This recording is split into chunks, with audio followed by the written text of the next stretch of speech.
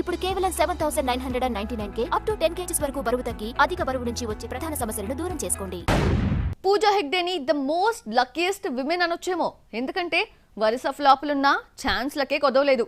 Housefull 4, beast తర్వాత ఆమె hit కొట్టిన దాఖలా లేవు. అయినా సరే ఈ మేడంకి బాలీవుడ్, కోలీవుడ్ రెడ్ కార్పెట్ వేస్తూనే ఉంటుంది. ఇక టాలీవుడ్ పై అలక పాన్ పెక్కిన పొడుగు కాళ్ళ సుందరి ఓ స్టెప్ దిగేటట్టుగానే కనిపిస్తోంది. టాలీవుడ్ తో చాలా గ్యాప్ మెయింటైన్ చేస్తూ వస్తున్న పూజా హెగ్డేకు తెలుగు ఇండస్ట్రీపై అలక తగ్గినట్లే కనిపిస్తోంది. ఇదిగో ఇక్కడ వాలిపోతా అంటూ స్టేట్మెంట్స్ ఇస్తున్న ఈ పొడుగు కాళ్ళ సుందరి ఆ దిశగా ప్రయత్నాలు మొదలుపెట్టినట్లే కనిపిస్తోంది. దిల్కర్, రవి నేలకుదిటి కాంబోలో తెరకెక్కుతున్న ఫిల్మ్ లో మేడం ఫిక్స్ అయినట్లు సమాచారం.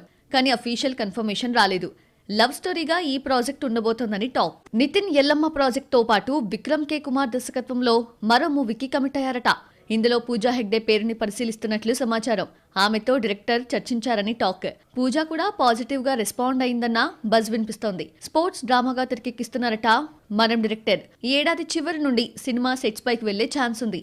ఈ సినిమా కోసమే నితిన్ హార్స్ రైడింగ్ లో శిక్షణ తీసుకుంటున్నాడని టాక్. F3లో స్పెషల్ సాంగ్ తర్వాత బాలీవుడ్, కోలీవుడ్ లోనే చక్కలు కొడుతోంది పూజ. కానీ అక్కడ కూడా హిట్స్ పడటం లేదు. హిందీలో హౌస్ఫుల్ 4, తమిళంలో బీస్ట్ తర్వాత బ్లాక్ బస్టర్ చూడలేదు. హిట్ మొహం చూసి 5 ఏళ్లవుతోంది. అయినా సరే అవకాశాలకు కొదవే లేదు. ప్రెజెంట్ ఆమె చేతిలో కూలీ, జననాయగన్, హై జవానీతో ఇష్క్ హోనా హై, కాంచనా 4 ఉన్నాయి. ఐరన్ లేడీకి ఛాన్స్ లోకే ఇక హిట్ కొట్టడమే తరువాయి. ఈ జోడీ కన్ఫర్మ్ అయితే ఫ్లాప్ యాక్టర్స్ ఒకే సినిమాతో గత ఫ్లాప్లకు చెక్ పెడతారేమో చూడాలి.